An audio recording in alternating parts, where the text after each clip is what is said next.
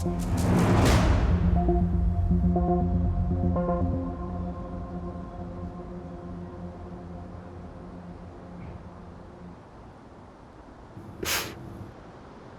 तो सबने देख लिया। अब सबको मालूम है। मैं अब किसी से नजरें नहीं मिला सकूंगी। मैं हवेली से बाहर नहीं निकल सकूंगी।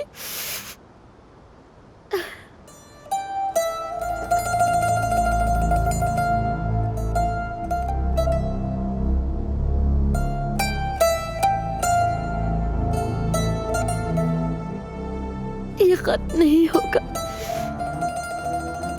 कोई भी नहीं भूलेगा इसे, और ना ही मुझे भूलने देंगे। मैं जी नहीं सकती।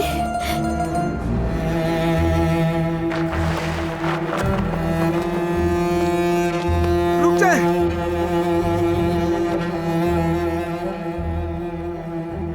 चले जाओ यहाँ से। नहीं जा सकता, अदनान साहब का हुक्म है।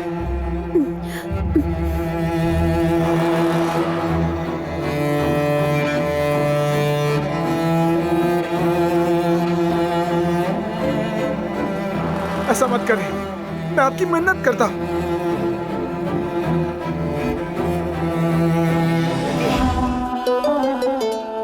सब खत्म, सब कुछ खत्म हो गया। खुदा का वास्ता है, ऐसा मत करें। जाओ, चले जाओ यहाँ से।